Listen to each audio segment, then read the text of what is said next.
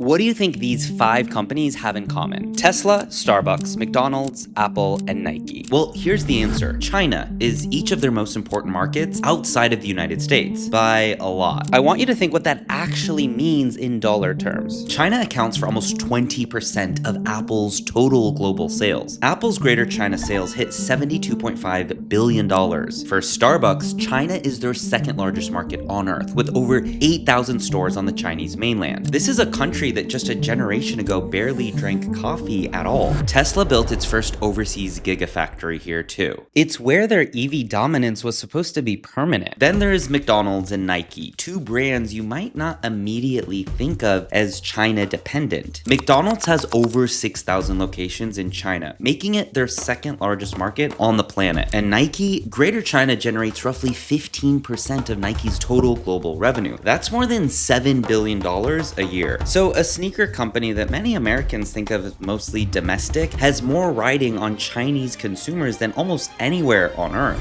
For decades, American brands carried this almost magnetic cultural weight in China. A Nike sneaker, an iPhone, a Starbucks latte. These were aspirational objects, status symbols, proof that you've made it. The logo itself was the point. But that era is ending fast. This shift is one of the most important things happening right now, because what's playing out in China is a cultural, political, and economic realignment, and American companies are on the losing side of it. Let's start with coffee. Nothing illustrates this shift more clearly than what has happened to Starbucks in China. When Starbucks opened its first store in Beijing in 1999, it was almost a cultural embassy. Walking into a Starbucks meant something. Cosmopolitan, modern, plugged into the global middle class. Starbucks understood this and they leaned into it, opening stunning flagship stores, charging premium prices, and building a loyalty program with tens of millions of members. By 2019, Starbucks commanded a 34% share of China's coffee market. Then Luckin Coffee happened. Luckin launched in 2017 with a simple pitch: better coffee, half the price, and ordered entirely through your phone. Delivered to your desk in under 10 minutes, no pretense, no lifestyle theater, just caffeine that was fast and cheap. Starbucks dismisses it at first, but big mistake. By 2023, Luckin's China revenue eclipsed Starbucks's China revenue for the first time, hitting the equivalent of over $3.4 billion. That was an 87% jump from the previous year. Then Luckin kept going. So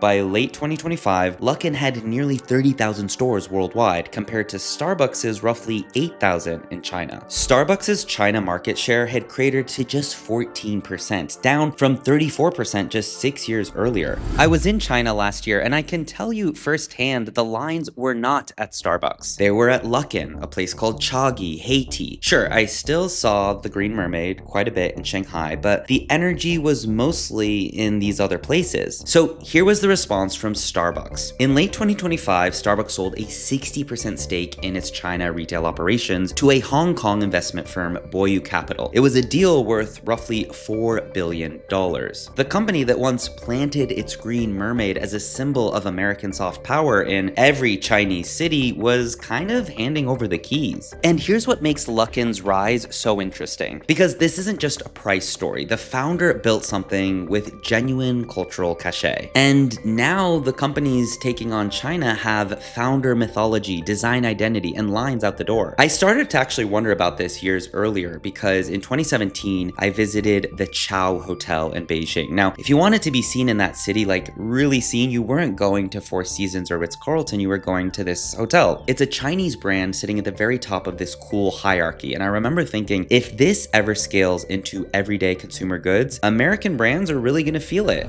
Now let's talk phones. Apple's story in China is a little more complicated, but there's still this underlying trend. See, for years, owning an iPhone in China was a badge of honor. When the iPhone 6 launched in 2014, people camped outside Apple stores in Shanghai, the same way they did in New York City. Apple captured nearly a quarter of the premium smartphone market in the world's most competitive mobile space. Then Huawei came back. After years of being kneecapped by US export restrictions that cut off its access to the advanced chips, Huawei just developed its own. It was powered by domestically developed Kirin chipsets. Huawei surged back into the top ranks of Chinese smartphone sellers in late 2024, and in early 2025, that reclaimed share that Apple had captured while Huawei was kind of hobbled fueled by US sanctions. The results showed up immediately in Apple's earnings. Apple's Greater China sales declined 11.1%. That was the largest China sales drop in a year. Sales in Greater China declined in 7 out of 8 consecutive quarters on a year-over-year basis. Tim Cook has tried to put a spin on it, pointing to a Chinese government stimulus program that briefly boosted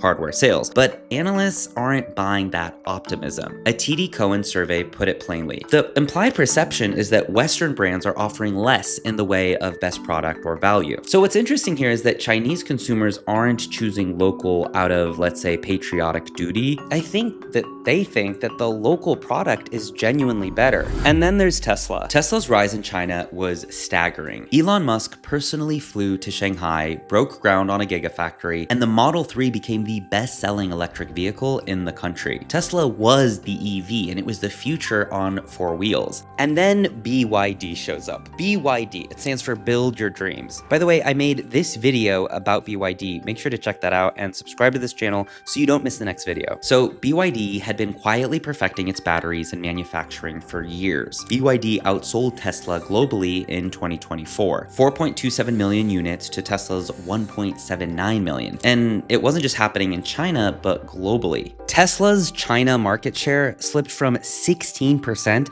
to just 3%.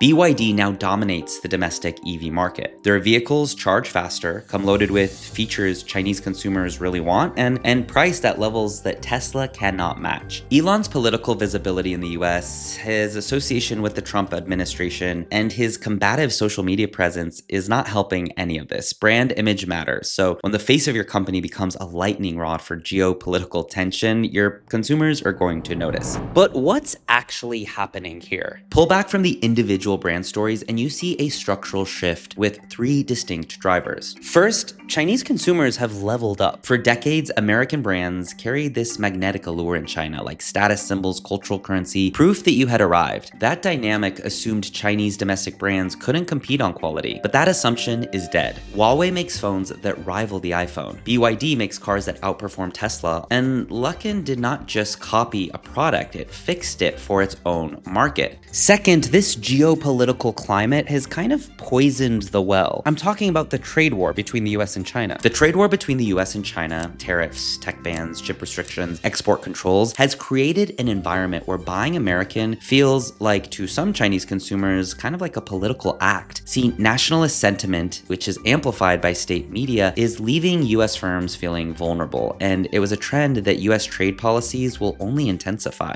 Third, the whole come to a new country and localize your product, that playbook isn't working anymore. Even brands that have invested heavily in localization are struggling. Adapting marketing campaigns, hiring Chinese celebrities as brand ambassadors, launching China-exclusive products, none of it has been enough. American brands may understand China better than they ever have, but Chinese brands simply understand it better. And now they have the capital and capability to act on that advantage. So what does this mean going forward? Here's the number that should keep American executives up at night. China's top 100 brands grew 25% in value to $968 billion.